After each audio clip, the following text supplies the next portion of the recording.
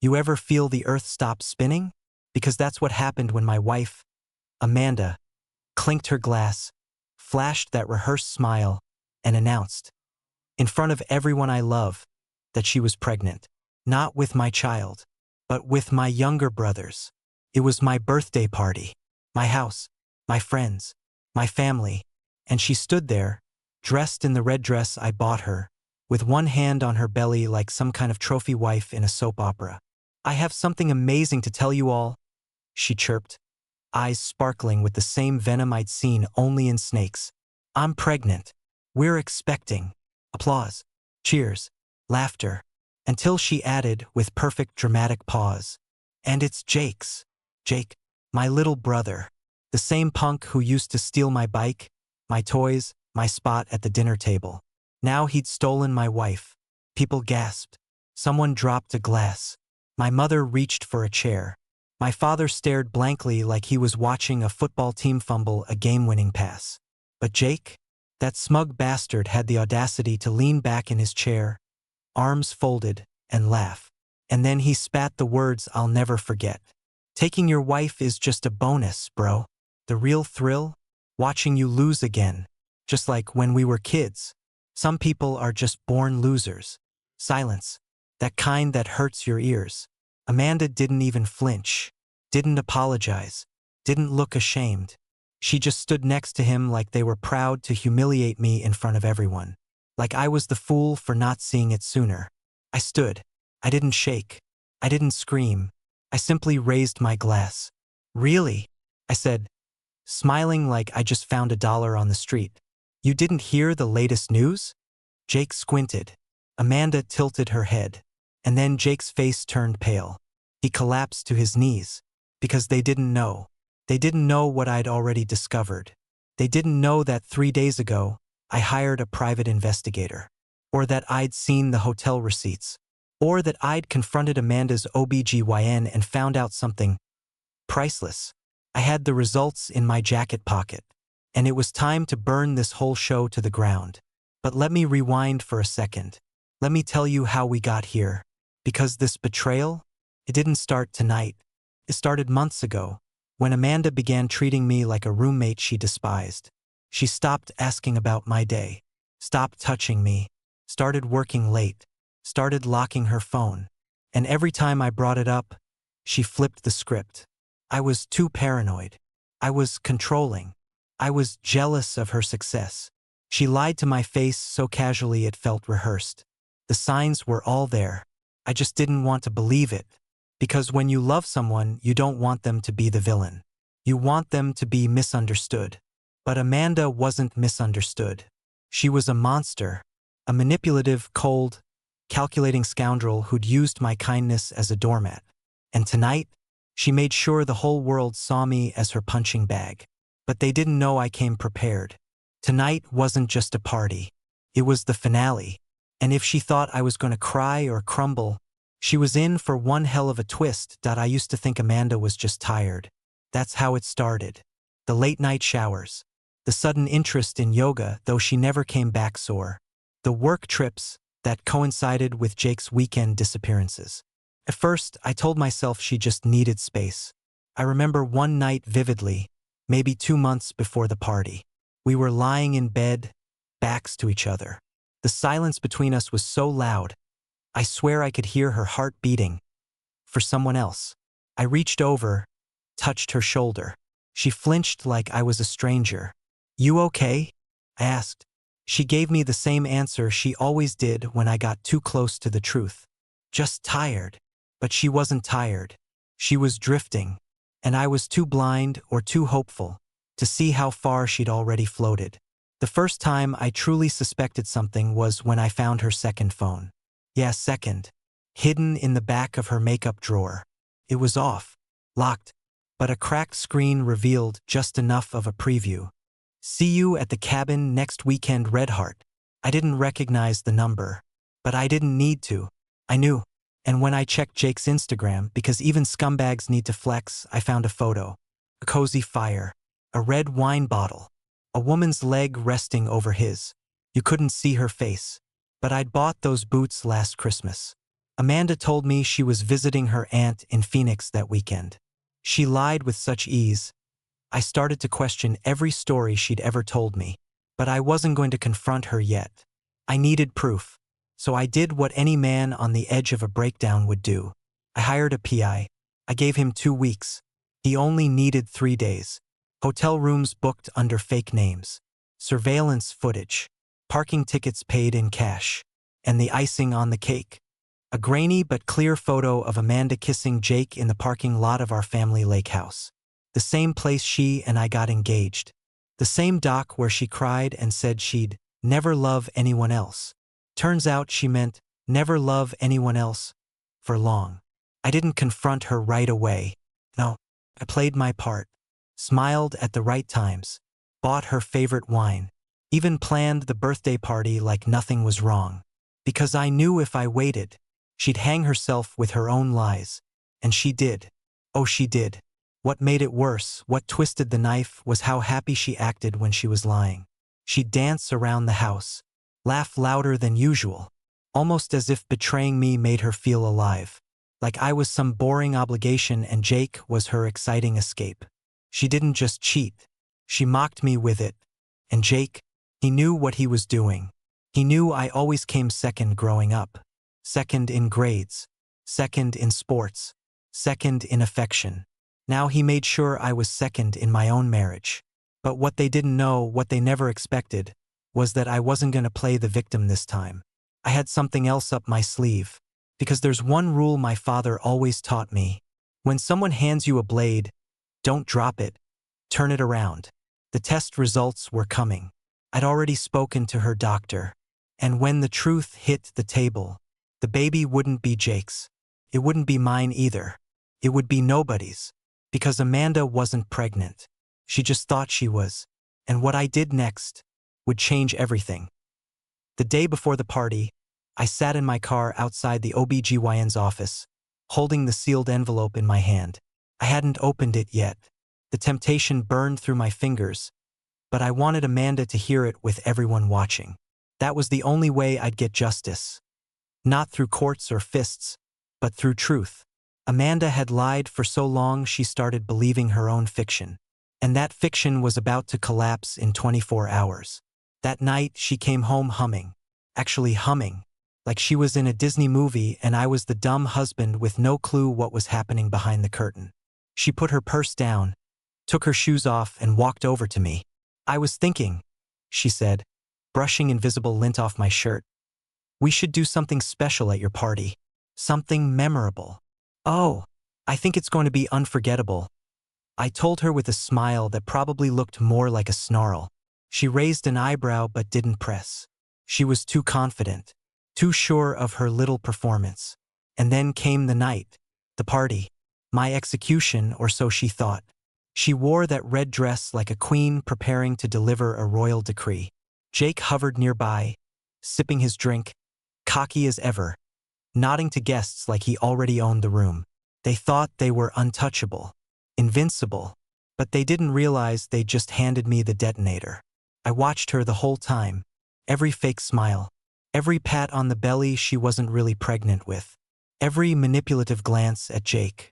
They were building a lie so big it needed applause to stay standing. And they got it until the moment shattered. I let her speak first. That's what she wanted, right? Amanda raised her glass. The room fell silent. I just want to thank everyone for coming. It's such a special day for all of us. And I wanted to share something. I'm pregnant. Gasps. Cheers. Claps. Jake stepped closer behind her, already halfway to her side like a proud daddy. Amanda smiled wider. And the father, she said, turning toward him, is Jake. More gasps. Fewer claps this time. My mother choked on her drink. Someone whispered, "What the hell?" And Jake, oh Jake, that little parasite, couldn't hold it in. He spat out, "Taking your wife is a bonus. But the real thrill is seeing you lose again. Just like when we were kids and I took your bike. Some people are just born losers." The laughter in his voice made my fists clench. But I didn't flinch. I stood, calm. I raised my glass. And I said it. "Oh, you didn't hear the latest news?" Silence. Amanda blinked. Jake looked confused. I reached into my jacket and pulled out the envelope, held it up like a game show prize. "This," I said, "is from your doctor, Amanda." She froze. I opened it, unfolded the single sheet. "Not pregnant," I read aloud. "No fetal development. No hormone elevation. No heartbeat. No baby." The silence was deafening. Amanda's face drained of all color. She shook her head. That's not possible." I took 3 tests. I cut her off. All faked. The PI got pictures of the boxes in the trash. Not used. Still sealed. Jake looked like someone had sucker punched him. "Wait, what are you saying?" "I'm saying," I said, stepping closer to them, "you tried to destroy me with a lie, but you forgot one thing. Truth doesn't need to scream to be heard. It just has to be spoken." Amanda's voice broke. "You went through my things. You're sick." I turned to her. "No, Amanda. I was sick of being lied to, of being second, of loving a woman who treats marriage like a casino. But I'm cured now." She slapped me. I let her. Jake tried to say something. "Man, we didn't mean for it to." I cut him off with a look. "Save it. You two belong together, in the same hole you just dug." Then I turned to the guests, our family, our friends. "You all heard it. Remember this night, because it wasn't my breakdown. It was their exposure." And I walked out. Didn't look back. Didn't need to. When I closed the door behind me, the cool night air hit like a slap. The noise from the party, from the chaos I had just detonated, still echoed faintly behind the windows. But I didn't turn around. For the first time in months, maybe years, I felt light. Not happy, no, not even close, but unshackled. I walked to my car slowly, my hands trembling. Not from regret, from release. Inside, I sat in silence for a long time, watching the guests trickle out like ants fleeing a burning log. Some were whispering. Others looked stunned, hollow. Good. Let them process. Let them talk. Let them choke on the truth they'd clapped for just 20 minutes earlier. I didn't even drive home. I just drove. Somewhere. Anywhere. Ended up at a 24-hour diner I hadn't been to since college. The coffee tasted like mud, and the waitress called me Han, like she meant it. It was the first kind word I'd heard in weeks. As I sat there with my cup in silence, the texts started pouring in. "Mom, are you okay? Call me. Best friend Nate. Bro, what the hell just happened? Amanda, you made a huge mistake. Come home. We need to talk. Jake. I swear I didn't know she wasn't really pregnant. This is twisted, man." I ignored them all, especially Jake's. That one I deleted without reading the rest. Amanda tried calling. I turned my phone off. If she wanted closure, she'd have to search the ashes for it. I didn't sleep that night. My body was tired, but my mind was racing. Not with grief anymore, not with anger, but with clarity. Everything suddenly made sense. Every cold stare, every last-minute trip, every time she pushed me away in bed and blamed it on her cycle. Lies. Every bit of it. She was building an exit ramp while I was still laying bricks on the road ahead. And Jake? That smug little backstabber. He always envied me, no matter how much he pretended to joke. The truth is, he wanted to be me, until he found it easier to take what was mine instead. That night at the party wasn't random. It was calculated. I knew Amanda. She didn't do anything without rehearsal. That announcement, the dress, the timing, it was all staged like a reality TV moment. Only thing they didn't expect was that I had rewritten the script. By morning, the fallout had spread like wildfire. My cousin texted me a screenshot of Amanda's social media. She had deleted everything.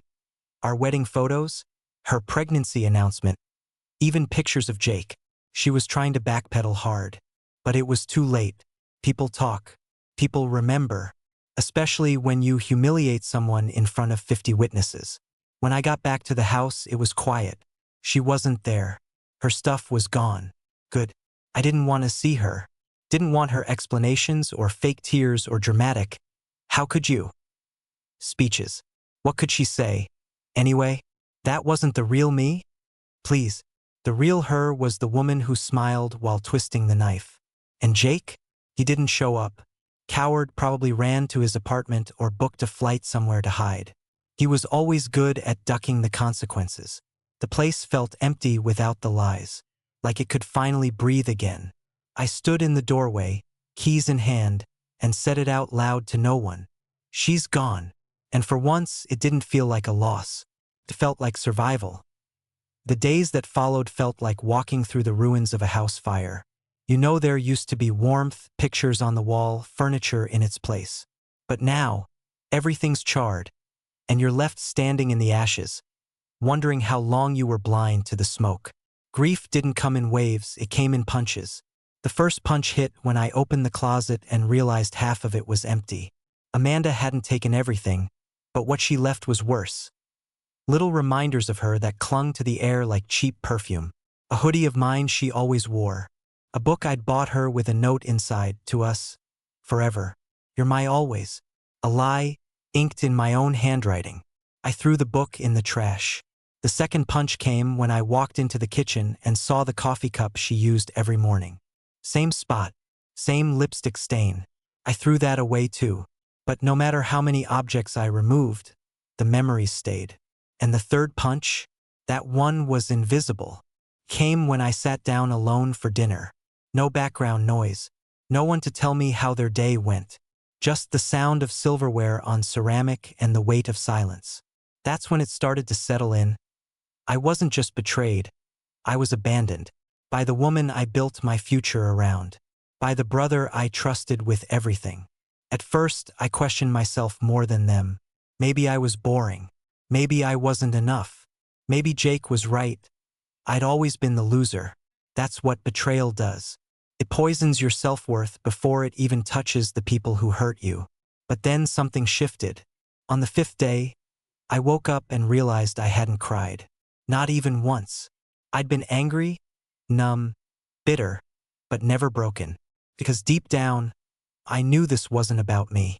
Amanda didn't cheat because I failed. She cheated because she wanted more than stability. She wanted drama, attention, chaos. Jake didn't steal her because he loved her.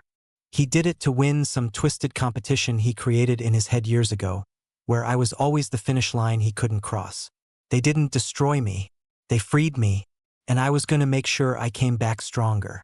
I started small, cleaned the house top to bottom, donated her leftover clothes, deleted every picture of us, scrubbed the digital footprint. I went to the gym, not to get revenge fit, but to remind myself I still had control over something. My body, my breath, my strength. Then I did something I hadn't done in years. I called old friends. Ones Amanda pushed away, saying they were a bad influence or too immature. Turns out they missed me. Turns out I missed me. I even picked up painting again. I used to love it. Hadn't touched a brush since Amanda mocked my last attempt and called it a hobby for broke dreamers. But with every stroke of color on that canvas, I felt like I was repainting my life. One where I was the main character again, not the footnote in someone else's fantasy. Still hurt. God, it hurt. Some nights I'd sit on the edge of the bed and feel the weight of what I lost pressing into my ribs. But even in those moments, I didn't want her back. What I missed wasn't Amanda. It was the illusion of her. And illusions? They're meant to disappear. It was exactly 12 days after the party when Amanda showed up again. I was on my porch, sipping coffee and watching the sun climb out of the trees. I hadn't shaved in a week, hadn't bothered with much beyond peace and silence. But for the first time, I felt like I was breathing clean air. Then her car pulled into the driveway. Same silver Lexus, same tinted windows. But the woman who stepped out wasn't the same. Not quite. She looked put together. Tight jeans, blouse, makeup done. But there was something off. The way she walked, the hesitation, the forced confidence. Like she wasn't sure who she was anymore without me. I didn't get up. She walked toward me, clutching her phone like a lifeline. "Can we talk?" she asked, like we hadn't already said everything without words. I didn't answer, just took another sip and stared straight ahead. She took that as permission. "I've been thinking a lot, and I didn't expect it to go like that."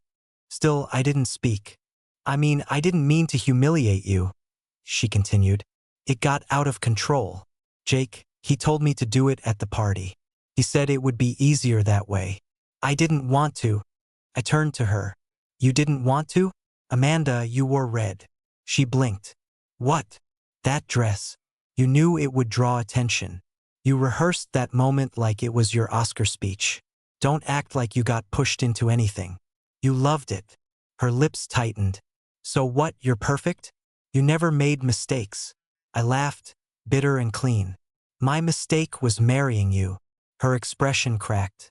The mask slipped for just a second, and behind it was panic. I'm not here to fight, she said, stepping closer. I'm here to fix things. I've been thinking we could go to counseling. Work through this. Start over. Counseling? I repeated. You don't go to therapy because you burned the house down on purpose. You go to prison. Her eyes flared. You're being dramatic. And you're being delusional. Then she played her card. The one she saved for last. I'm pregnant again, she said. I didn't blink. Is it Jake's? She hesitated. That half-second pause told me everything. You don't know, I said. You really don't know, do you? Amanda folded her arms. We were barely sleeping together. It could be yours. No, it couldn't, because the last time we were together like that was months ago. And you told me to wear a condom because you weren't ready for kids. Silence. Her face went pale, then red. This isn't fair, she whispered. You're making me feel like garbage. I stood up finally, stepped down the porch stairs. You feel like garbage because you are garbage, I said quietly. You and Jake deserve each other. Go tell him the news. See how long he sticks around when he realizes you're not the fantasy. Just another disaster. She started crying. Big, wet tears. The kind she used to weaponize. But I didn't move. Didn't comfort her. Didn't care. She wiped her eyes and hissed. You'll regret this. One day, you'll wake up and realize you pushed away the only woman who ever loved you. I smiled. Amanda, if this is love, I'll take solitude any day. She turned, stomped to the car, slammed the door, and drove off. I waited until the dust settled, then walked inside, shut the door, and locked it. She was gone. And this time I was the one who left her out. Jake was never built for consequences. Growing up, he could crash my bike, break our dad's tools, lie straight to mom's face, and still somehow walk away without a scratch. He had that smile, that manipulative charm. People forgave him because he made chaos look like confidence. But this time, there was no one left to shield him. I heard the first rumors from a mutual friend. Jake got fired from his sales job 2 days after the party. Turns out dating your sister-in-law and doing it publicly doesn't exactly scream team player at a corporate retreat. His boss said the company couldn't handle the optics. Then came the eviction. Apparently Amanda never officially moved in with him. She was still living with me until the night of the party. So Jake was footing rent solo, and when he missed 2 payments, the landlord gave him a final notice. He moved back into our parents' house, into my old room. Poetic. Mom couldn't even look at him. Dad didn't say a word, just gave him that cold, judgmental silence that bites deeper than yelling. And Amanda, she ghosted him. After I refused to take her back, she realized Jake wasn't a lover. He was a fantasy wrapped in immaturity. She tried staying with him a few more days, but when his money ran dry and the buzz wore off, she did what she always does. Left. The best part? She didn't even tell him face to face. She left a note on his nightstand. I need someone who makes me feel alive, not someone clinging to my leg like a child. Jake lost his job, his place, and the woman he thought he stole from me, all within 2 weeks. I'd be lying if I said it didn't feel satisfying. Not because I wished him pain, but because he finally got a taste of the mess he created. He wasn't the golden boy anymore. He was just Jake, a sad man sitting in a room that once belonged to his older brother, surrounded by the wreckage of his own ambition. Me? I was busy rebuilding. I started working again, really working, pouring energy into my projects like they were the only thing keeping me afloat. I stopped checking Amanda's socials, stopped wondering what she was doing, started focusing on what I wanted for the first time in years. I joined a boxing gym, not because I wanted to fight anyone. I just needed to feel something real. The impact, the sweat, the focus. It made sense. Pain I could control. Every punch I threw felt like reclaiming a piece of myself. And then, I traveled. I'd always wanted to see Colorado in winter. Amanda hated the cold, so we never went. But now, I booked the ticket, packed light, and drove through the mountains with the windows down, the air biting and clean. I remember standing at the top of a ridge, snow crunching under my boots, and just breathing. I'd spent so long being someone's second choice that I forgot what it felt like to choose myself. I wasn't healed, not fully, but I was awake, and sometimes that's enough. One morning, while drinking coffee in a quiet mountain town, my phone buzzed. A text.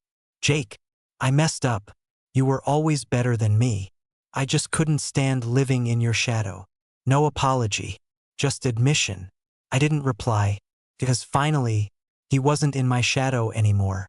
He was beneath me. It's strange. The things you remember when the dust finally settles. The sound of her laughter in the kitchen when I'd burn toast. The way Jake used to call me Big Bro, even when he towered over me in high school. The holidays, the birthdays, the photos. You'd think betrayal would erase all of it. But it doesn't. It burns through it, warps it, like smoke curling through old film. You still see the memories, but they're darker now, heavier, and somehow even more real. It's been 6 months. Amanda hasn't tried to contact me again. Jake moved out of our parents' house and disappeared to God knows where. And me? I'm still here. But I'm not the same man who stood in that room on his birthday, holding a glass and a secret, watching his world implode in slow motion. That man was breaking. I'm rebuilding. You know what I learned? Betrayal doesn't come all at once. It leaks in. A late text, a fake smile, a locked phone. And you keep patching the cracks with hope until the whole dam breaks. But it also taught me something deeper. That love, real love, is not meant to make you feel less. It's not meant to confuse you, gaslight you, manipulate you into believing that you're the problem just because they're bored. That kind of love isn't love at all. It's control dressed in charm. Amanda didn't destroy me. She revealed me. She forced me to face the truth I was too afraid to look at, that I spent more time trying to make her happy than asking if I was. Jake didn't beat me. He exposed himself. His victory was built on shadows, on stealing what he couldn't build himself. But shadows always disappear when the light gets strong enough. And my light is just getting started. I've begun traveling more, speaking to people, sharing my story not because I want pity, but because too many men suffer silently. We're taught to suck it up, be strong, don't cry, don't talk. But betrayal has no gender. Pain doesn't check your masculinity at the door. It wrecks you, if you let it, or it remakes you if you fight. To the man reading this who's been cheated on, you are not weak for feeling broken. You are not a failure because she lied. You are not unworthy because someone else couldn't value you. You are a man, and real men bleed, but they also rebuild. Take the time, mourn, scream, punch pillows, lose sleep, feel like the world is ending. And then, when you're ready, start again. From scratch if you must. But this time, build for yourself. Because you deserve more than apologies too late. You deserve more than half love and full lies. You deserve someone who doesn't make you question everything. And if you never find her, you'll still be whole. Because strength isn't proven by how much you hold on. It's in how bravely you let go. I lost my wife, my brother, my trust, my old life, but I found myself. And damn, he was worth finding.